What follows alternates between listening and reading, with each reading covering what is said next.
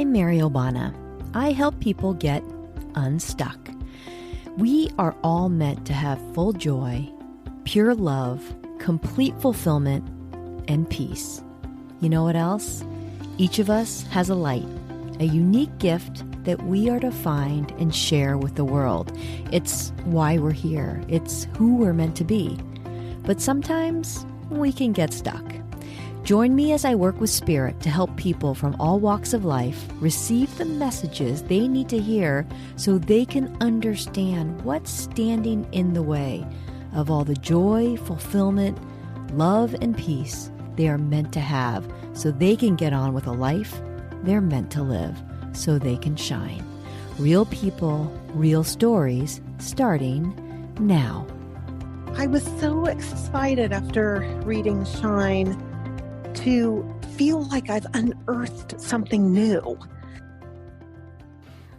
Hey everyone, it's Mary. Welcome to Shine. Thanks so much for joining me today. I'm really excited about today's episode because I've invited an old college friend of mine to chat with us. Her name is Mary Caprio, and Mary and her family live in California. And after she read Shine, she had sent me a note sharing how much of an eye-opener Shine was for her. And I just thought her story and her experience of finding her light and her personal story was of such great interest that I thought it'd be something that you'd really enjoy. So without further ado, I'd like to introduce you to my friend, Mary Caprio. Hi, Mare. How are ya? Hi, Mary. It's lovely to be talking with you. Oh, thank you. It's been great to reconnect with you over this book. Well, I have to say that's been one of the really nice things about this book is connecting with folks like you who I haven't been in contact with for quite a bit. So great excuse. So Mare, tell us a little bit about yourself so the listeners know a little bit about who you are. Mike and I live in Northern California, over in the East Bay, where we've raised our three lovely children. We've got Emily, who's in grad school, Tom, who is in college, and Peter, who is a junior in high school. And we have had some wonderful, not close quarters the last couple months, as we all have. I was born and raised in California, had the absolute pleasure and honor of going to Stanford, which is where I met you. One of the many highlights, top highlights, are the friends that I made.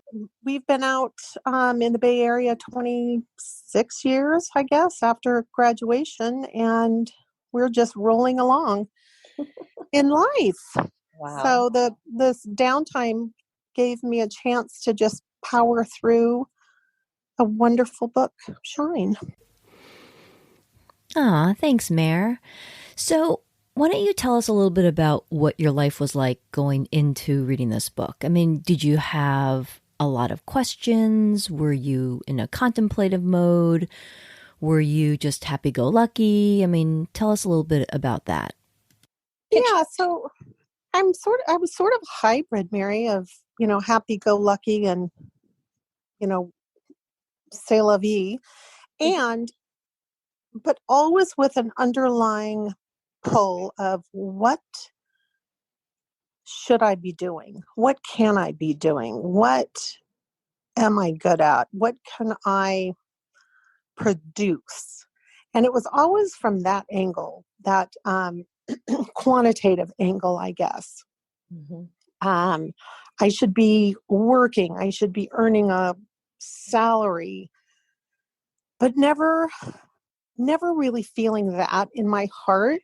I think, which is why I, spent a short amount of time in advertising and then got out, and it was the happiest day of my life when I got out of a career. And I think you and I have talked before about when I was at Stanford, I had this sort of secret that all I really wanted to be was a mom. I wanted to raise little people and be with people. And that was just something I wasn't comfortable talking about Yeah. on a campus full of people going on to do just incredible things. But Well, let's talk a second about that, because I think it's true that we have this internal guidance system that we ignore because we're listening more to the expectations that others have for us rather than the things that really are going to make us happiest. I spent my life thinking that I was happiest when I was pleasing other people. And that coupled with perfectionist tendencies, you lose sight of what feels good to you inside. And so I was always responsive to external commentary. Yeah. And in so many ways, it worked successfully for me. Do you mean positive feedback? Is that what you mean? Yeah. Oh gosh, great job on this, that, and the other. And so you get this feedback from people and you realize, wow, I can't let them down. I've got to be great all the time. Right. And so it had so many wonderful payoffs, but it also took me further and further away, I think, from what really felt good inside. So that what I was doing, I needed a reaction from somebody to know whether it was good or good enough. So when did that change for you? When did you actually acknowledge or recognize that that's what was happening? You know, when it really hit home for me was when my kids, when our oldest, Emily, was old enough to finally tell me, Mom, I don't like going to birthday parties. I don't like, when I realized my kids could think for themselves, Yeah. and I no longer could justify doing what I thought was the right thing with them and for them. So enrolling them in everything and dragging them here and dragging them there because that's what everybody, I was invited. So the expectation was to be there. And I realized, wow, I have spent a lifetime fulfilling other people's expectations when really they could care less. But it was so important to me. It was one less goodie bag at the birthday party if I told them she wouldn't be there. But I think it was as the kids they just taught me that I need to do what's right, not only for them, but for me. And so it was a long life, Mary, of doing, searching for gratification in other people's feedback and their expectations. Yeah. That's And then I think it really probably cemented itself in I would really like to live this way when I was diagnosed with cancer. And once the ship kind of righted itself and we got on a program and, things are going well and I feel healthy, there's absolutely no room to do anything except what feels right. Yeah, I guess it's one of those life wake-up calls, I guess, isn't it? But it is, that was one of many wake-up calls I got. And then really, and I have to say this, what put it into words for me was reading your book. And it helped me to see that my shine is felt by those around me and that it is such a valuable I don't even know the word, valuable commodity that I supplied to my friends. And I didn't really know it until as I read your book and I think about the comments that friends will make to me and I realized, wow, there it is. That is what I've wanted my whole life, is to just connect with those I love in a way that doesn't require expectation. Well, I can tell you, without question, you're one of my favorite people from college, because you always, whenever I was around you, I knew it was going to just be joyful. You've got this, you exude this great joy within you. And, I think the fact is that the thing about this light is that it is something that's so much an intrinsic part of who we are that it's very easy to take for granted. And it's easy to discount the things within us that come naturally, when in fact that very thing is the thing that makes us so incredibly special. Exactly. And it takes interacting with those you love to really bring it out and to feel it. You can tell yourself you have it, but I think for me, I really need to feel it with other people. And, just thinking back to seeing you this fall. Yeah. I mean, we just giggle, and that's all we did every time I would see you on campus. Just giggle. And it's the best. Yeah. It's the best. Yeah. And there, you do, I think with age, you end up cleaning house with friends, and that, in my previous life, that would never happen. I would be so afraid what someone would think. And, if I didn't respond to an outreach. And again, there just is not enough time in life to not follow your heart and follow what feels right to you. So many words from your spirit guide pointed that out to me. So then how would you articulate your light? How does that come through for you? Making the people around me feel comfortable, feel loved, feel happy, feel joy, see the humor in just the most atrocious situations that we often find ourselves in. And I've often, people have said with this cancer journey, Mary, I have been so positive through it all. And I don't know how it's going to end.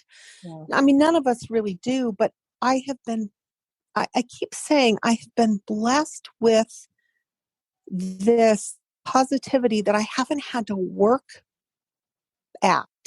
Yeah. And I think that is also what happens when I interact with people. Yeah. Is that it's effortless to make them feel comfortable, I don't mean gratifying just them. Right. It's gratifying to me to connect with people on the level that I'm comfortable with laughter and kind of deep questions and connectedness, Yes. Yeah. And that's what Shine made me kind of lay out, like, what is it? Because it is you hit the nail on the head for me, that it's bringing the light to other people and letting their light shine. And I feel like I get to do that and see that when I'm with people. Well, that's the beautiful thing, and really the purpose of having a light at all. Having a light and just keeping it to ourselves is not the point. It is really all about connectedness, and it's about shining our light, which means sharing that light with others. And, the other thing about it too is that, when we are in that mode of shining our light, it is something that is who we are. And so it is effortless, because it takes a whole lot more energy to be someone else. And it comes a lot easier just to be our true selves.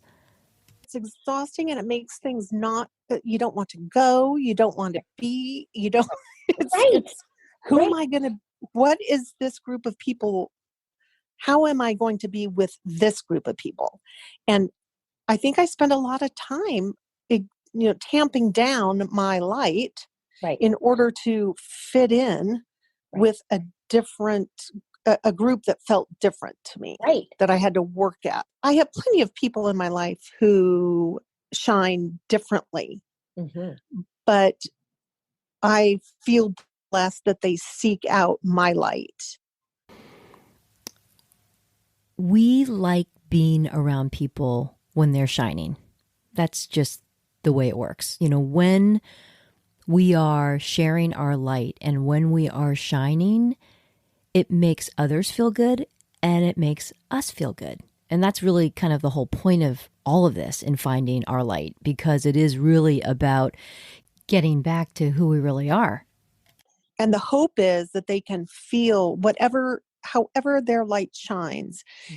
I just hope that people can feel that sense of kind of gratitude and fulfillment that you get and I get from shining our light on people. Right. Because and that's what I just never was able to kind of evaluate those traits in me. They, like you said, they've been with me forever. They've been with me so long, I don't remember them. I don't remember being that way as a child. But, the power of social media, you hear from people that were in your life years and years and years ago, and they tell you that, oh my gosh, you were so funny in, third grade. Well, I don't remember. I don't doubt that for a New York minute. Let me just tell you that. Well, likewise. But it's funny that it's just always been there. Always been there. And it's taken, decades for me to appreciate it, which is why I wish you had written that book a lot sooner. Darn you.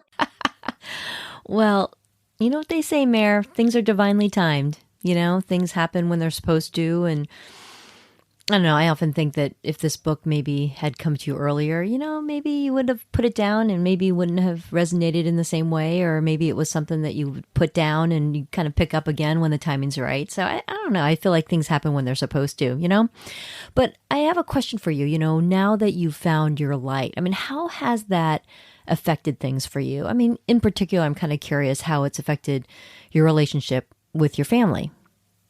I realize now, I think we've shared enough in the immediate family, enough things that have, rocked our boat, that there's only room to be that light. There's no, with aging parents, there's no time to hide behind, I just want, I want them to see that I am following the rules.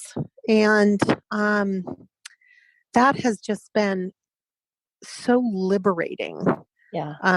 Just within my interactions with my family.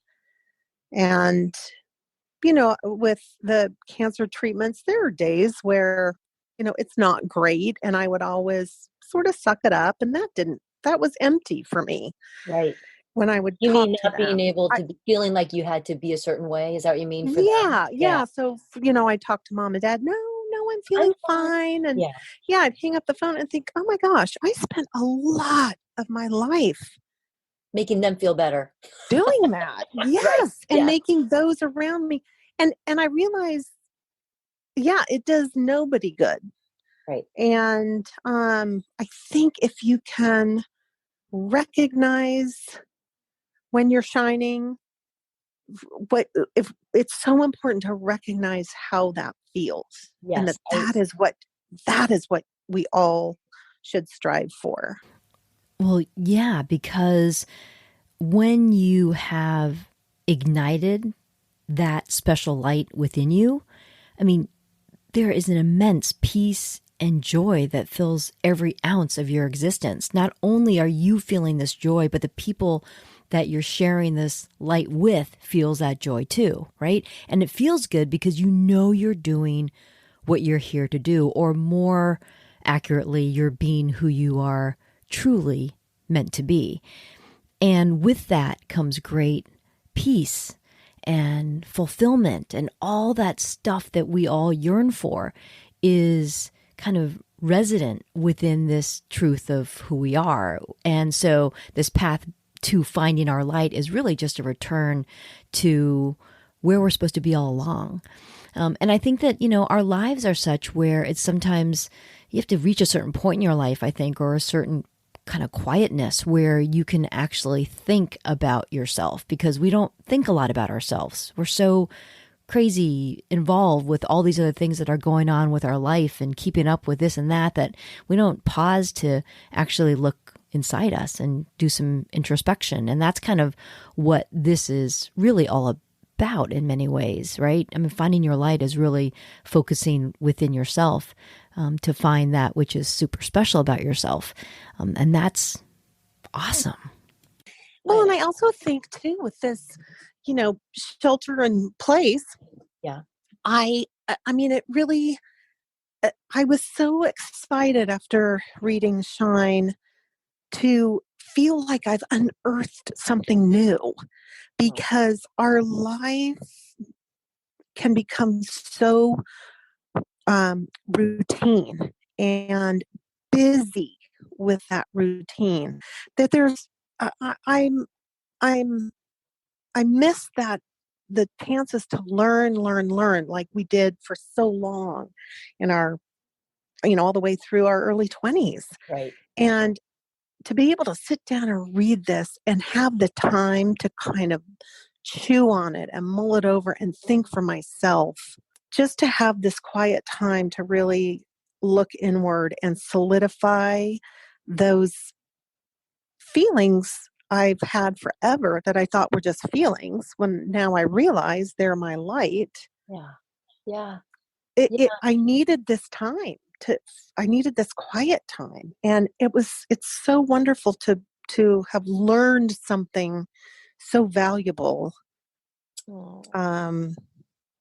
Because I don't, those opportunities don't present themselves so much to me, because I'm busy. I like to be busy. Yeah. I think that's true for so many people, and I think the thing that is definitely true about this moment, this sheltering in place, this time to kind of stop the momentum of our lives. I think all our lives we just get caught in the routines of what we do, we always do. And I think this is, making us be, or allowing us to be more deliberate about what we choose to do. And I think that's a healthy thing. I think that's definitely a silver lining to this whole situation we're in. And in many ways, I think it has kind of been a reset, so that when we get kind of back into kind of play mode, I feel like we've been in a big pause mode in many ways, which has enabled us to kind of look within and think about these things and take time to think about ourselves and learn about ourselves. But I also think going forward, it will be a bit of a reset, which I think is really healthy. And I think it's honestly really necessary. And I think there's a lot of great things that are going to come out of this period of time. To be able to start with a clean slate, going forward. And then with this kind of newfound acceptance of who I am and what I should be doing, and to make, for me to feel that light. Oh, it's just awesome. I think my life's going to be forever changed. I really do. When I said I wish you'd written this book earlier, it's probably best you didn't. I needed to read it now when I could stop, look, and listen. I wish that everyone could find their light, and boy, your book makes it couldn't be simpler. It's a gift to us all. Aw, thanks, Mary Caprio, for spending the time with us and sharing your story and shining your light on us. I think that, Mary is an example of somebody who you kind of, like many of us, spend our time meeting the expectations of others, and in the process kind of lose ourselves. So finding your light is really a path back to who you really are and who you're meant to be. And everyone has this beautiful light within them. And it's up to us. It's why we're here, is to find that light so we can share it with others, so we can shine. I hope you've enjoyed this episode. Please rate, share, and subscribe to Shine so you don't miss future episodes. And remember, be kind to others, be kind to yourself. And I look forward to seeing you next time. Take it easy.